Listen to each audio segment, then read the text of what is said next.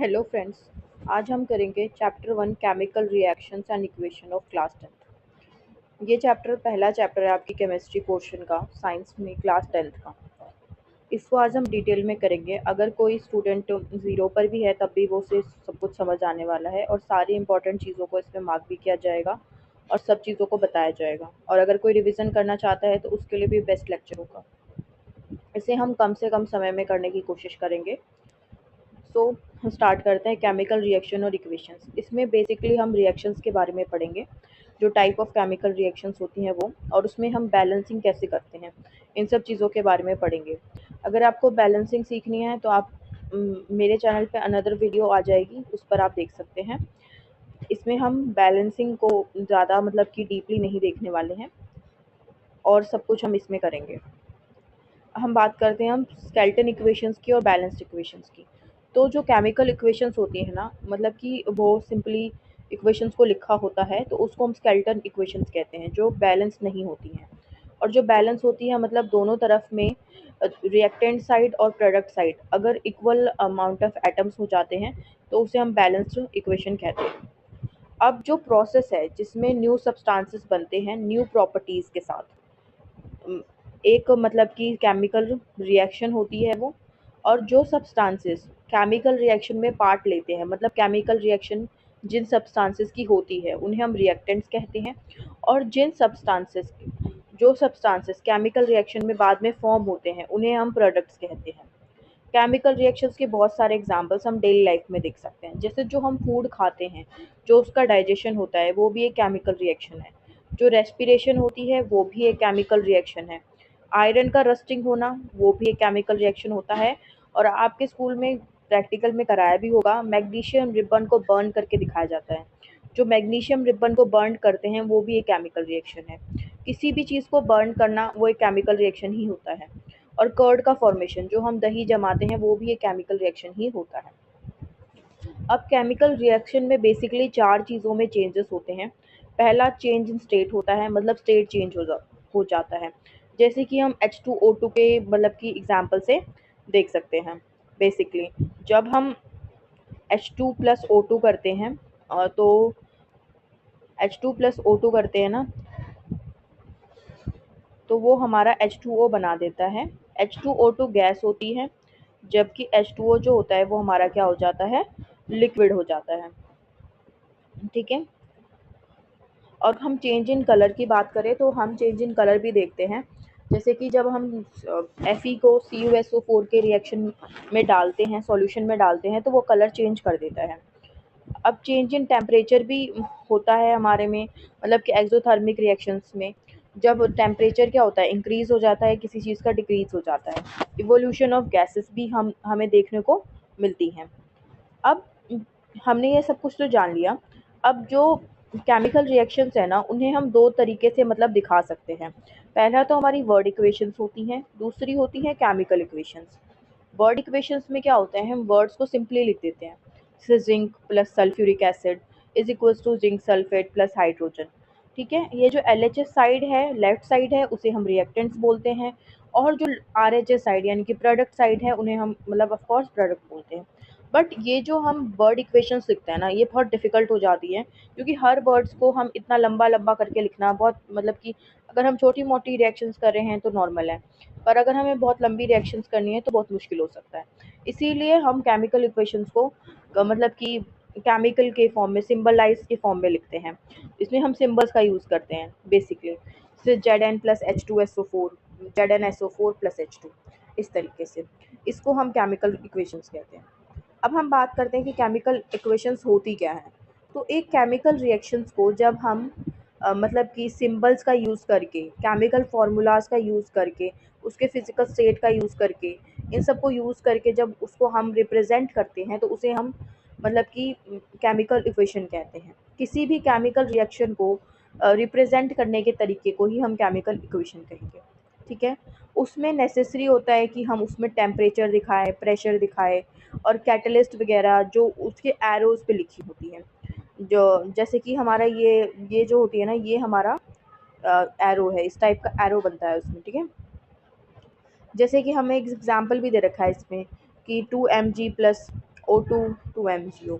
ठीक है, अब हम बैलेंसिंग द केमिकल इक्वेशंस की बात करेंगे।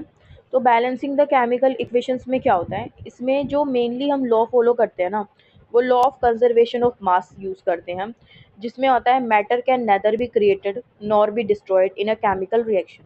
मतलब ना तो हम मैटर को क्रिएट कर सकते हैं, ना ही हम मैटर को डिस्ट्रॉय कर सकते हैं किसी भी केमिकल रिएक्शन में। ठीक है, तो मतलब कि जो नंबर ऑफ एटम्स होते हैं एलिमेंट्स के वो दोनों साइड, यानी कि प्रोडक्ट साइड और रिएक्टेंट साइड बराबर होने चाहिए। ये क्वेश्चन आता है कि जो हम केमिकल इक्वेशन का बैलेंसिंग करते हैं वो किस लॉ के थ्रू करते हैं, तो इसका आंसर होगा law of conservation of mass. इसको याद रखिएगा। अब मतलब कि केमिकल इक्वेशंस को ना बैलेंस करने के कई तरीके हैं। हम देखते हैं सिंपल, मतलब कि जो मैं, आप हिट एंड ट्रायल भी कर सकते हैं, आपके स्कूल में भी सिखाया होगा। और हम सिंपली देखते हैं, जैसे कि मान लीजिए हमने यही इक्वेशन ली है, Fe प्लस H2O Fe3O4H2। याद रखिएगा जो H और O है उसको हमें सबसे लास्ट में बैलेंस करना है, सबसे पहले और चीज़ों को करना है। जैसे कि Fe को देखिए, Fe इस साइड कितना है, 1 है, इस साइड कितना है, राइट साइड कितना है, 3 है, तो हम इधर 3 लगा देंगे। इधर हमने 3 Fe लिख दिया। अब हम बात करते हैं, Fe तो हो गया, अब बचा O4 इसके साथ है। O4 इधर कितना है, 4 है, 4 है, तो इधर हम कितने लगा देंगे, 2 लगा देंगे। ठीक है, तो अब H2 कितना हो गया, यहाँ पर O4 था, तो यहाँ पर हमें एक्चुअली सॉरी, यहाँ पर हमें 4 लगाना है। ठीक है, अब इस तरीके से देखा जाए तो 4H2O हो गई, तो मतलब H2 कितनी हो गई, 4 2 जा 8 हो गई। तो 8H2 करने के लिए हम यहाँ पर क्या कर देंगे, 4 लगा देंगे। ठीक है, इस तरीके से हमें करना होता है बेसिकली। अब हम पहले तो मैं आपको बता देती हूँ कि स्टेट्स, मतलब कि सॉलिड स्टेट आपको पता होगा, लिक्विड और गैसियस स्टेट। एक्वा स्टेट्स में कन्फ्यूजन होती है। जो एक्वा स्टेट होता है ना, बेसिकली अगर हम किसी भी सॉलिड पार्टिकल को लिक्विड में रख देते हैं, मतलब कि एक सॉल्यूशन को हम एक्वस कहते हैं। ठीक है, अब टाइप्स ऑफ केमिकल रिएक्शंस पर आते हैं, जो हमारा सबसे इम्पॉर्टेंट और मेन फोकस है इस चैप्टर में। सबसे पहला होता है कॉम्बिनेशन रिएक्शन। इसमें क्या होता है, इसमें जब दो या दो से ज़्यादा रिएक्टेंट्स कंबाइन होकर एक सिंगल प्रोडक्ट बनाते हैं, तो उसे हम कॉम्बिनेशन रिएक्शन कहते हैं। ठीक है, इसके 3 सबसे इम्पॉर्टेंट एग्जाम्पल्स इसमें मैंने आपको दे रखे हैं। पहला है बर्निंग ऑफ कोल। इसमें क्या होता है, कार्बन और O2 रिएक्ट करके CO2 बना देता है। और दूसरा होता है फॉर्मेशन ऑफ वाटर। इसमें H2 प्लस O2 2H2O बना देता है। अब सी इस तरीके से क्वेश्चंस में दिया जाता है कि क्विक लाइम मतलब के साथ ये करो, या क्विक लाइम है इसलिए क्लाइम है। ठीक है, तो CaO होती है क्विक लाइम। जब हम उसमें H2O यानी कि वाटर मिलाते हैं, तो वो CaOH2 यानी कि स्लेक लाइम बना देता है। ठीक है, अब हम इसके बाद बात करते हैं एक्सोथर्मिक रिएक्शन की। तो यहाँ पर देखो, थर्मिक, थर्मिक का मतलब होता है हीट, और एक्सो का मतलब क्या होता है, एक्सो का मतलब होता है किसी चीज़ से बाहर निकलना। ठीक है, तो ऐसी रिएक्शन जिसमें हीट रिलीज होती है, यानी कि बाहर निकलती है, प्रोडक्ट में होती है। ठीक है, उसको हम एक्सोथर्मिक रिएक्शंस कहते हैं। जैसे एग्जाम्पल के लिए 2 रिएक्शंस हमने दे रखी है। इसमें पहला है बर्निंग ऑफ नेचुरल गैस। तो नेचुरल गैस में CH4 plus O2 CO2 plus H2O plus heat बना देता है। याद रखना, जो भी मतलब कि ये मीथेन हो, इथेन हो, या प्रोपेन हो, या ब्यूटेन हो, हम जब चैप्टर 4 पढ़ेंगे ना, तब आपको पता चलेगा। तो इनके साथ कभी भी अगर हम ऑक्सीजन के साथ इनको रिएक्ट कराते हैं ना, यानी कि मतलब हम इनको बर्न करते हैं, तो वो CO2 प्लस H2O बना देता है और हीट बना देता है। ठीक है, अब सबसे इम्पॉर्टेंट चीज़ हमें याद रखनी है सेकेंड रिएक्शन को। जो रेस्पिरेशन है ना, वो भी एक एक्सोथर्मिक रिएक्शन होता है। C6H12O6 यानी कि ग्लूकोज, ग्लूकोज O2 के साथ टूटता है, तो CO2 plus H2O plus energy बनाता है। जो CO2 हम बॉडी से बाहर निकाल देते हैं, और H2O एनर्जी को हम यूज़ कर लेते हैं। ठीक है, ये बहुत इंपॉर्टेंट क्वेश्चन है। क्वेश्चन आता है कि रेस्पिरेशन मतलब एक्सोथर्मिक है या एंडोथर्मिक है, एंड प्रूव इट कि एक्सोथर्मिक कैसे है या एंडोथर्मिक कैसे है। तो उसमें बस आपको ये रिएक्शन लिखनी है, और बाद में साथ में ये लिख देना है कि उसके साथ एनर्जी निकली, एनर्जी मतलब हीट। ठीक है, अब हम आते हैं सेकंड मोस्ट इम्पॉर्टेंट पार्ट पर, जो है कि हमारा डिकम्पोजिशन रिएक्शन। तो ऐसी रिएक्शंस जिसमें एक कंपाउंड दो या दो से ज़्यादा मतलब कि सिंपल सब्सटेंसेस में स्पिल्ट हो जाता है, टूट जाता है, उसको हम डिकम्पोजिशन रिएक्शन बोलते हैं। बेसिकली इसमें क्या होता है, A B प्लस C बन जाता है। डिकम्पोजिशन रिएक्शन 3 टाइप्स की होती हैं। पहली थर्मल डिकम्पोजिशन, दूसरी इलेक्ट्रोलाइटिक, तीसरी फोटोलाइटिक। तो पहली वाली हम पढ़ते हैं जो कि हमारी है थर्मल डिकम्पोजिशन रिएक्शन। तो थर्मल डिकम्पोजिशन रिएक्शन में क्या होता है, ये इस डिकम्पोजिशन रिएक्शन में ना जो डिकम्पोजिशन है वो हीट के द्वारा होती है। मतलब जो हमारा कंपाउंड है ना वो हीट से ही स्पिल्ट होता है और सिंपलर सब्सटेंसेस में टूट जाता है। तो ये तीन इसके एग्जाम्पल हैं, इंपॉर्टेंट देखते हैं। पहला है हमारा फेरस सल्फेट यानी कि FeSO4। जब हम उसको हीट करते हैं तो वो Fe2O3 यानी कि फेरिक ऑक्साइड बनाता है। याद रखिएगा फेरस सल्फेट ग्रीन कलर का होता है जबकि ferric oxide red brown colour का होता है, प्लस SO2 प्लस SO3 बनाता है। अब हम सेकेंड पॉइंट पर आते हैं, हमारा है CaCO3 लाइमस्टोन। जब हम लाइमस्टोन को हीट करते हैं तो वो क्विक लाइम प्लस CO2 बना देता है। अब थर्ड है हमारा PbNO32 यानी कि लेड नाइट्रेट। जब हम लेड नाइट्रेट को हीट करते हैं तो वो PbO lead oxide plus NO2 plus O2 बनाता है ऑक्सीजन। ठीक है। अब हमारा नेक्स्ट आती है इलेक्ट्रोलाइटिक डिकम्पोजिशन। ये बहुत इंपॉर्टेंट है और इसमें जो ये आपको फिगर दे रखी है, पिक्चर दे रखी है, ये भी आती है। इसमें बेसिकली क्वेश्चन पूछा जाता है कि एनोड पर क्या है, कैथोड पर क्या है। ठीक है। तो हम बात करते हैं इलेक्ट्रोलाइटिक डिकम्पोजिशन की। तो इसमें क्या होता है, इसमें डिकम्पोजिशन रिएक्शन इलेक्ट्रिसिटी की वजह से होता है। इसमें इलेक्ट्रिसिटी ही सब्सटेंसेस को मतलब कि कंपाउंड को स्प्लिट करके सिंपलर सब्सटेंसेस में बांट देता है। इसका एक एग्जांपल होता है H2O, जो कि इलेक्ट्रिक करंट हम देते हैं तो H2O प्लस O2 बना देता है। ठीक है। इसमें देखिए, इसमें ये हमारा ऑक्सीजन है इस पर एनोड पे, और हमारी जो हाइड्रोजन है वो हमारी कैथोड पे उठी है। ठीक है। स्विच हमने 6 वोल्ट का ले रखा है। ये हमारी टेस्ट ट्यूब्स हैं, इसमें ग्रेफाइट रोड है और वाटर के अंदर डाइल्यूट H2SO4 ले रखा है हमने, हाइड्रोक्लोरिक एसिड, और हमने रबर स्टॉपर लगा रखा है और वाटर है। और ये हमारा मग किसका है, प्लास्टिक मग। बेसिकली मेन जो इसमें क्वेश्चन आता है ये पूछा जाता है एनोड पे क्या है, कैथोड पे क्या है। तो याद रखिएगा एनोड पे ऑक्सीजन होती है, कैथोड पे हमारी हाइड्रोजन होती है। ठीक है। अब अगली हम बात करते हैं हमारे फोटोलाइटिक डिकम्पोजिशन रिएक्शन की। तो ये डिकम्पोजिशन रिएक्शन क्या होता है, ये सनलाइट की प्रेजेंस में होता है। ठीक है। इसके ना दो मोस्ट इम्पॉर्टेंट एग्जाम्पल्स हैं जिसके क्वेश्चंस मतलब कि PYQs में आते रहते हैं। तो पहला है हमारा जो ना वो है ये AgCl वाला।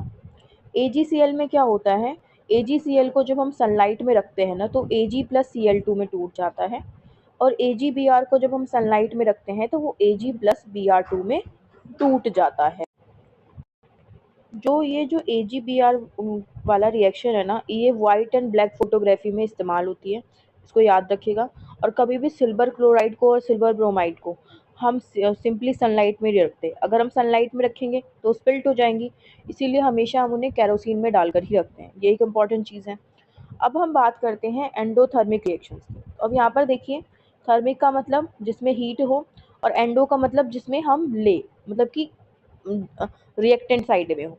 तो जिसमें ना जिन रिएक्शंस में एनर्जी या हीट की रिक्वायरमेंट होती है, लाइट इलेक्ट्रिसिटी की रिक्वायरमेंट होती है रिएक्टेंट्स को ब्रेक करने के लिए, उसको हम एंडोथर्मिक रिएक्शंस बोलते हैं। मतलब बेसिकली किसी भी रिएक्शन में अगर हीट, एनर्जी, लाइट, इलेक्ट्रिसिटी का रिएक्टेंट साइड पर यूज़ हो रहा है तो उसको हम एंडोथर्मिक रिएक्शन बोलेंगे। तो इस हिसाब से हमने जितने भी डिकम्पोजिशन रिएक्शन पढ़े हैं वो सारे के सारे क्या हैं, एंडोथर्मिक रिएक्शंस ही हैं। और अगर आपसे एंडोथर्मिक रिएक्शन का एग्जाम्पल पूछा जाए तो आप किसी भी डिकम्पोजिशन रिएक्शन के एग्जाम्पल को लिख सकते हैं। अब हम अगले उस पे आते हैं। अब अगला हमारा है डिस्प्लेसमेंट रिएक्शन। तो इसमें क्या होता है, इसमें ना इसमें जो हाईली रिएक्टिव एलिमेंट होता है वो लेस रिएक्टिव एलिमेंट को डिस्प्लेस कर देता है उसके सॉल्ट सॉल्यूशन में से। मतलब जैसे कि यहाँ पर देखिए, यहाँ पर जो हमारा Fe है वो Cu से ज़्यादा रिएक्टिव है। तो Fe क्या करेगा, Cu को डिस्प्लेस कर देगा और FeSO4 बनाएगा और प्लस में Cu रह जाएगा। ठीक है।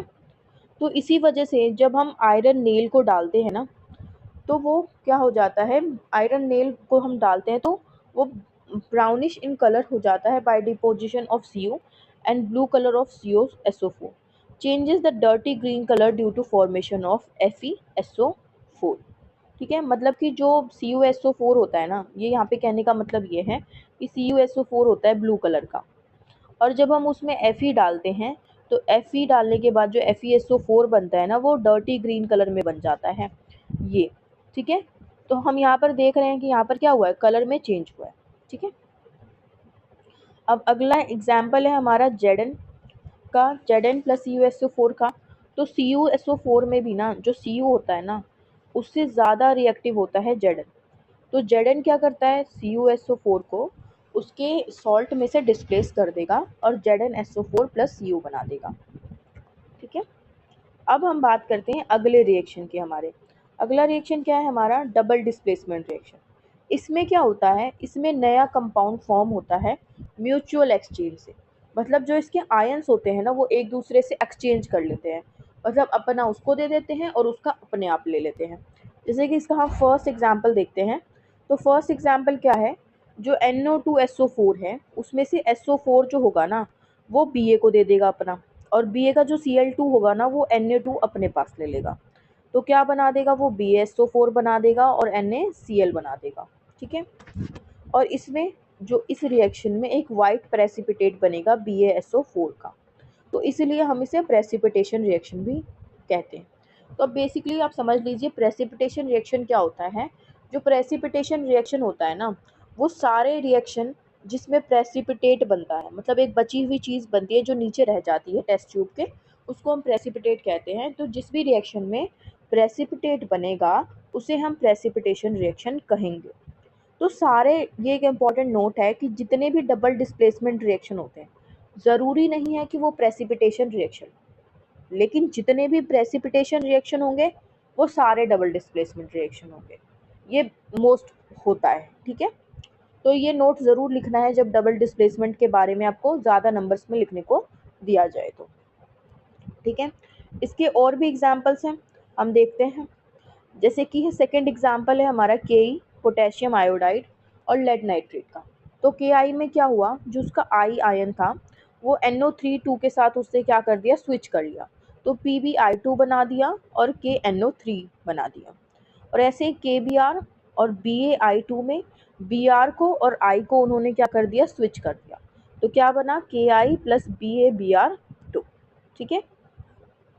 अब हम आते हैं हमारे ऑक्सीडेशन और रिडक्शन में।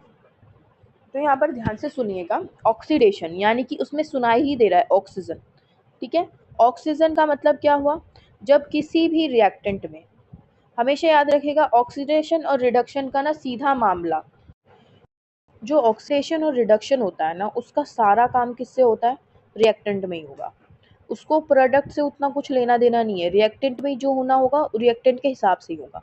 तो याद रखना, जब रिएक्टेंट में अगर ऑक्सीजन की एडिशन होती है, मतलब ऑक्सीजन आ जाता है उसके पास, या हाइड्रोजन उसमें से निकल जाता है, रिमूवल ऑफ हाइड्रोजन होता है, तो उसको हम क्या कहेंगे, ऑक्सीडेशन कहेंगे। इसके एग्जांपल्स के लिए भी देखो, जो हमारा ये क्या बोलते हैं, हमारा जो ये है सी यू यहाँ पर इसके पास कुछ भी नहीं है ना, लेकिन अब हमने देखा, जब हमने इसके साथ O2 ऐड किया, तो जब हम प्रोडक्ट साइड में देख रहे हैं कि Cu के साथ क्या आ चुका है, O आ चुका है। मतलब क्या हुआ, जो रिएक्टेंट वाला Cu है उसमें एक ऑक्सीजन ऐड हो गया, और ऑक्सीजन अगर ऐड हुआ है उसमें, तो मतलब क्या है इसका, मतलब ये हुआ इसका कि इसमें जो है ना ऑक्सीजन ऐड हो चुका है, तो मतलब ऑक्सीडेशन हुआ है, ठीक है। अब इसका एक और उसमें देखते हैं हम कि CuO प्लस H2 में, यहाँ पर देखो, यहाँ पर Cu के साथ क्या था, ऑक्सीजन था, ठीक है, और H2 के साथ यहाँ पर कोई भी ऑक्सीजन नहीं था। लेकिन यहाँ पर जब हमने रिएक्टेंट साइड में देखा, तो H2 के साथ क्या है, एक ऑक्सीजन है, तो मतलब क्या हुआ, H2 का ऑक्सीडेशन हुआ, ठीक है। अब हम बात करते हैं रिडक्शन की। तो रिडक्शन में क्या होता है, रिडक्शन इसका बिल्कुल अपोजिट होगा ऑक्सीडेशन का। इसमें एडिशन ऑफ हाइड्रोजन होगा और रिमूवल ऑफ ऑक्सीजन होगा, मतलब हाइड्रोजन जुड़ेगा और ऑक्सीजन इसमें से निकल जाएगा, ठीक है। जैसे कि इसमें ही हम एग्जाम्पल देखते हैं।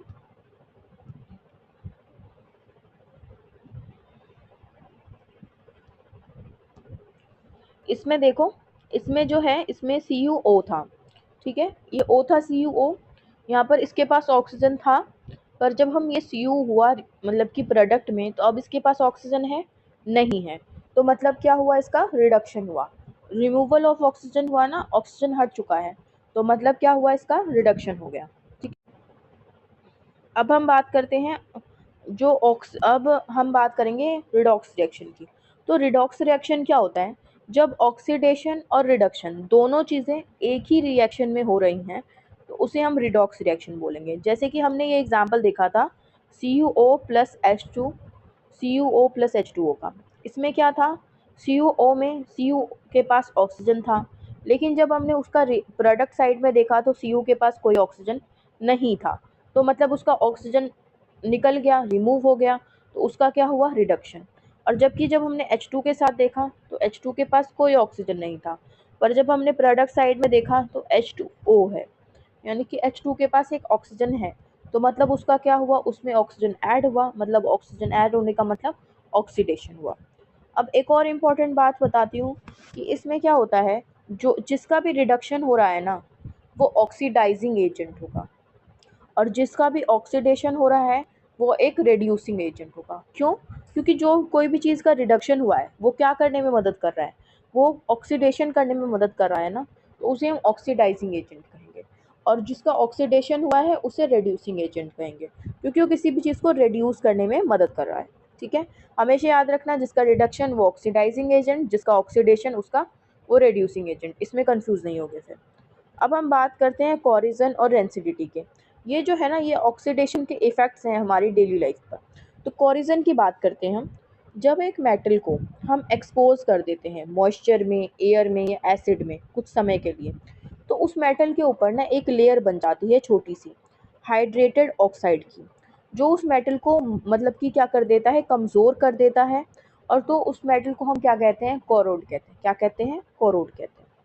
अब इसके बहुत सारे एग्जांपल्स हैं, जिसमें से है पहला रस्टिंग ऑफ आयरन, जो हमने सबसे ज़्यादा सुना है, मतलब आयरन पे जंग लगना। सिल्वर के ऊपर ब्लैक कोटिंग हो जाना, जो भी सिल्वर मतलब कि ज्वेलरीज पहनता होगा उनको पता होगा कि मतलब कि उस पर काला काला हो जाता है थोड़े दिनों बाद, तो वो भी क्या है, कॉरिजन है। और कॉपर के ऊपर ग्रीन कोटिंग हो जाना। ठीक है, ये सारे कॉरिजन के एग्जाम्पल हैं। तो हमने पढ़ लिया कॉरिजन क्या है, उसके एग्जाम्पल। तो अब हम इसको मतलब कि प्रिवेंट भी तो करना चाहेंगे ना, उससे बचना भी चाहेंगे।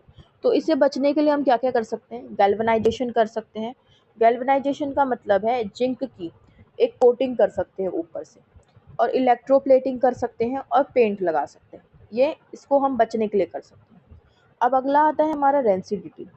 रेंसिडिटी क्या होती है, रेंसिडिटी में जो हमारे मतलब कि फैट्स और ऑयल होते हैं, मतलब जो खाने का बेसिकली सामान होता है, उसमें जो फैट्स और ऑयल होता है ना, उसका ऑक्सीडेशन हो जाता है। तो वो मतलब कि जब एयर में बाहर रहते हैं तो उसमें बैड स्मेल और बैड टेस्ट आने लग जाता है, मतलब गंदी स्मेल और गंदा टेस्ट आने लग जाता है, तो उसे हम रेंसिडिटी कहते हैं। मतलब वो रेंस हो जाता है, मतलब ख़राब हो जाता है। तो अब रेंसिडिटी से बचने के तरीके क्या क्या हैं। तो पहला तो हम उसमें एंटीऑक्सीडेंट्स डाल सकते हैं। दूसरा, हम एयर टाइट कंटेनर्स में फूड को रख सकते हैं, और जो नॉर्मल एयर है उसको नाइट्रोजन से रिप्लेस कर सकते हैं। इसका सबसे अच्छा एग्जाम्पल है हमारी चिप्स के पैकेट्स, जो लेस का पैकेट आता है, उसमें भी क्या रहता है, नाइट्रोजन एयर रहती है ताकि ख़राब ना हो। और रेफ्रिजरेशन कर सकते हैं, ये सब कुछ हम कर सकते हैं। तो इसी के साथ हमारे चैप्टर 1 कंप्लीट होता है, ख़त्म होता है। अगर आपको कोई भी डाउट हो तो आप कमेंट करके पूछ सकते हैं। इसमें जितनी भी चीज़ें आपको बताई गई हैं वो सभी आपके लिए मतलब कि इम्पोर्टेंट हैं। So that's all, bye bye, meet you soon.